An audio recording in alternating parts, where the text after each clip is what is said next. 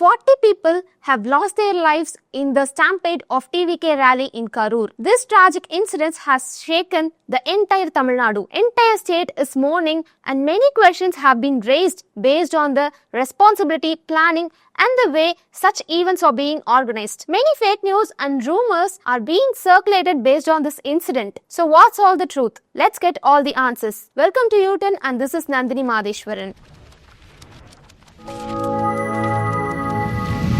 On September 27, Tamilnaga Vetri Kazhagam President Vijay was scheduled to speak in two districts, Namakkal and Karur. He was given time to speak in Namakkal at 8:45 a.m. and then in Karur in Velusamipuram at noon. This schedule was officially announced by Busi Anand, who is the General Secretary of Tamilnaga Vetri Kazhagam. But in reality, Vijay left Chennai only at 8:45 a.m. by his private jet, reached Trichy and then reached Namakkal around 2 p.m. It was not the first time that Vijay had given late arrivals during events. Even in the meetings of Vikravandi and Madurai, the time of Vijay's speech had been unannounced and thousands of people were waiting for his speech. So the same was happened here and the delay left thousands of people both in Namakkal and Karur to wait for a long day just to see him. They have waited also in harsh conditions like without proper facilities like water or seating. Crowds had gathered since morning with full of energy and expectation. But with no proper management, restlessness grew and many people started fainting and dehydrated. That's where the tragedy began. The important thing is that the stampede did not happen after Vijay's speech. It happened during the speech and of course many ambulances came while he was speaking and he and his team threw water bottles to the people. This showed that Vijay already knew that situation is going to be worsened there. Vijay has always been seen as a cinema superstar first. His fans would treat him like a hero, rushing just to catch a glimpse of him at least once in a lifetime. This star image has carried over into politics too for him. But in reality, in politics, a leader cannot rely on such fan praise. People expect responsibility and accountability and direct interactions with the people of their real issues. Instead, Vijay continues to project his cinema image where he thinks that just at waving at people can solve everything. This mentality is dangerous in political crowds because people just push and stamp it just to see him once. So, political analyst Vijay Shankar and many others ask serious yet important questions. They ask, if Vijay arrived in private jet, why was there such a long delay in arriving Namakkal and Karur? And why was there no single explanation given for the delay? Why were people left standing for more than 6 to 7 hours without any proper facilities? Why did the party did not arrange proper volunteers or crowd management if they knew that thousands of people would come to the meetings? And most importantly, the mainstream media. Why the mainstream media is keep on capturing and broadcasting all the stuffs of Vijay, like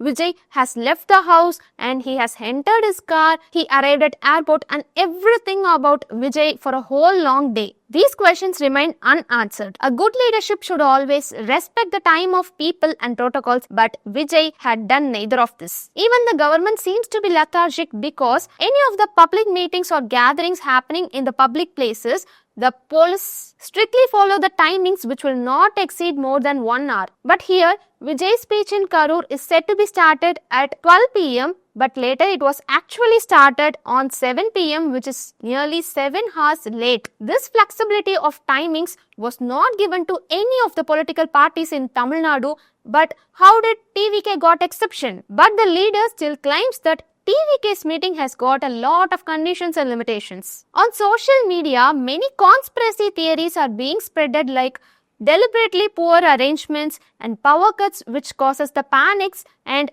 choosing the narrow streets for the rally instead of open ground, and even claimed that the government and police intentionally failed. But the claim of given the narrow street for the rally is not true because when we look into the Google photos of two areas in which the TVK party asked for the permission to conduct the rally in Karur, Lighthouse Corner and Ulavar Sandai, which is called as Farmers Market. Instead, police gave Velusamipuram, which is quite a bigger area compared to those two areas. அவங்க கேட்டது வந்து light house round on அப்படிங்கிற பகுதியை கேட்குறாங்க.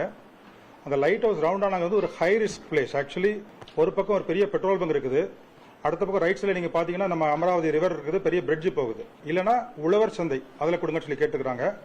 அந்த உழவர் சந்தை மைதானம் அந்த இடமும் வந்து கொஞ்சம் குறுகலான இடம். By seeing these images and videos, we can conclude that the claim of given a narrow street for the rally is not true. Another claim is that power cut is the major issue of the stampede. Many reports of Vigadan and India Today's witnesses tells that there was a power cut from 7 to 7:30, but it was not the power cut from the government side. It was actually a generator issue of the party's arrangements.